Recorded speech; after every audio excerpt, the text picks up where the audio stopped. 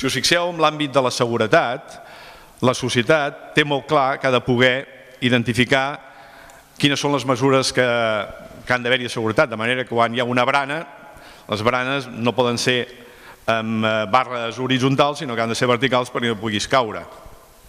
Mesures aquestes que les veiem molt clares amb el tràfic, on es diu com hem d'anar o no hem d'anar i com han d'anar o no han d'anar els nens amb un cotxe. Però per contra no es diu res si un professor o un monitor de futbol amb uns nens els diu nenazes perquè no són prou agressius. I aquí no diem res. Per l'altra banda, des de l'escola o de diferents instàncies estem treballant perquè es tingui respecte a l'educació de gènere i, per tant, respecte entre els diferents gèneres.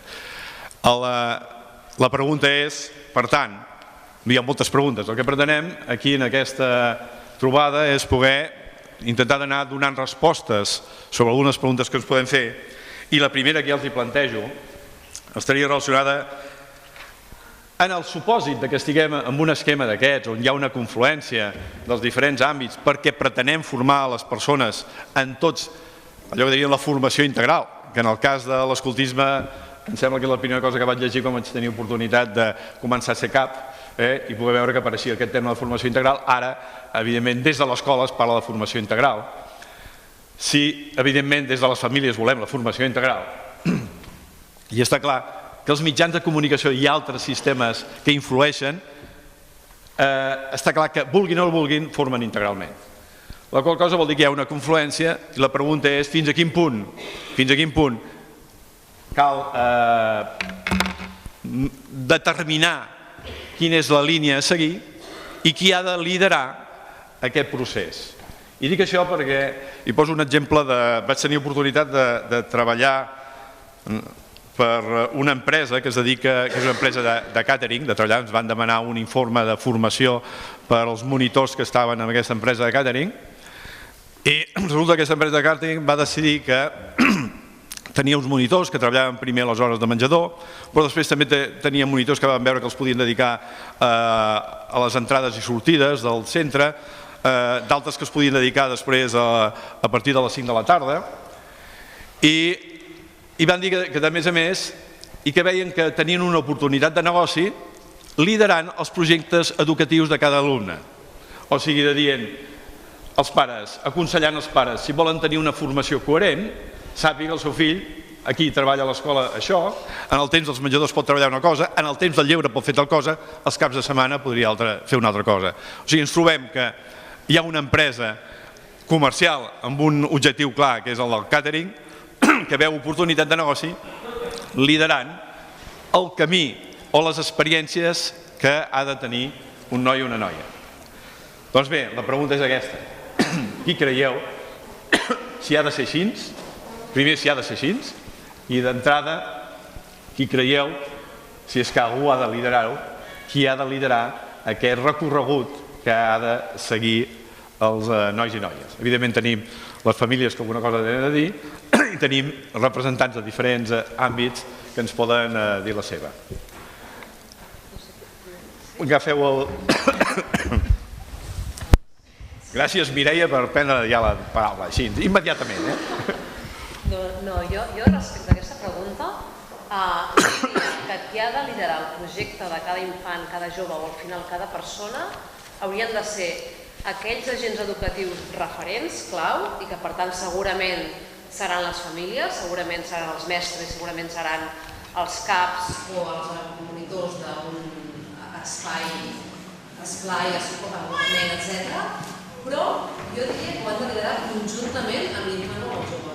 Per mi és important aquesta idea d'entendre que no només depèn d'una persona, sinó ara, avui en dia es parla molt de lideratge distribuït, cooperatiu i compartit, doncs jo m'imagino una mica així. És a dir, entre aquestes persones que som agents educatius i que treballem amb aquest infant, hi ha d'haver un treball compartit, però és que a més aquest infant o aquest jove ha de tenir un rol rellevant. Sí,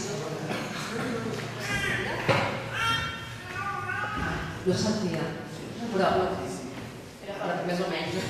Doncs, però que també és molt important que tingui un paper molt protagonista l'infant o el jove.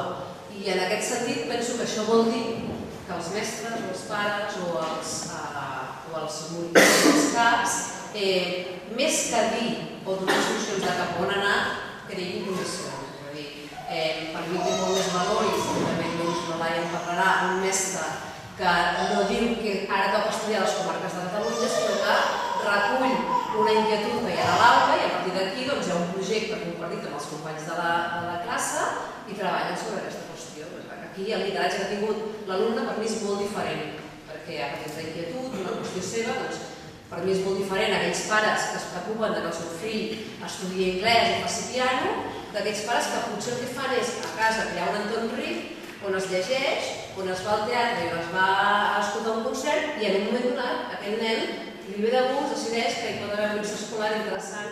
Doncs jo penso que aquest tipus de model de mestre, jo també he passat pel món de l'escoltisme i recordo el dia que vaig descobrir que si els campaments, l'eix d'animació, no el muntàvem els caps, sinó que el muntaven els nens, pioners, per exemple, o el projecte que fèiem al llarg del curs el proposaven ells, la implicació que tenien era molt diferent. I entre altres coses no calia que tu t'esforcessis a fer un gran esforç motivador, perquè la motivació venia perquè havien sigut més protagonistes. Són com 3 idees que potser ja hauria de callar per donar el torn a algú, però en aquest sentit, que penso que és un lideratge compartit i donant el màxim de protagonisme a l'infant o al jove. No sé si... Bueno, va, ja que tinc el micro, no puc resistir la tentació de parlar. Bé, a veure, jo el que crec que, en principi, el que tinc claríssim és qui no ha de tenir aquesta... O sigui, qui no ha de liderar. I qui no ha de liderar aquest procés, evidentment, és el Departament d'Ensenyament. Això per davant, no? És a dir, el lideratge ha de ser el més desburocratitzat possible. I això passa perquè sigui l'entorn familiar i perquè sigui l'entorn familiar el que, com deia ella, que obri les portes i que li deixi veure el món on viu i que li deixi olorar en quin entorn està, quines eines disposa i qui pot aprofitar. I a partir d'aquí, el nen, evidentment, està molt condicionat també per la pròpia, per exemple, quan tens un germà petit i un germà gran, evidentment el germà petit està condicionadíssim perquè si li has comprat una guitarra al germà gran, el germà petit va directament a fer guitarra, sempre i quan no es rebel·li i digui no vull fer guitarra perquè els nens han de triar el que volen i no han de fer el que han fet el seu germà gran. Això és una evidència, no diré científica, però sí contrastada empíricament. I llavors, clar, aquí hi ha una part de llibertat individual de cadascú, però, clar, evidentment, un menor d'edat no pot liderar el procés d'aprenentatge. Vull dir, ha de tenir veu, però no és qui pren les decisions últimes, perquè pot prendre decisions que jo vull anar a la Lluna i evidentment per ell això és factible, però lògicament no ho és i per tant no estem a l'abast de fer-ho.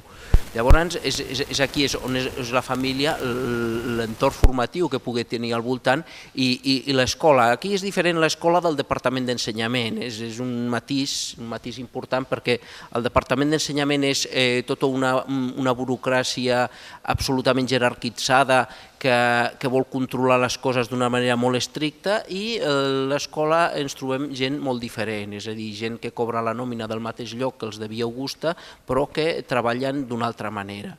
I en alguns casos treballen bé fins i tot, vull dir, no tot el Departament d'Ensenyament és un horror horrorós, sinó que bàsicament està concentrat en determinats sectors de la diagonal cap amunt, en el que seria Via Augusta. Concretament hi ha un nucli com del Maligne, pràcticament podríem dir, on realment es produeixen les bestieses més enormes de la humanitat. Llavors, aquí és el tema aquest, és a dir, jo crec que és la família la que ha de tenir la decisió última, la que ha d'obrir les portes, la que ha de treballar col·lectivament amb l'entorn de formació de l'escola, que és la formació obligatòria, i després també, a mesura que el nen vagi tenint altres formacions o altres processos educatius informals, que combinin aquesta conjuntament amb ell. ells. Però en última instància qui estarà sempre amb el nano és la família i per tant és la que hauria de liderar en primer lloc.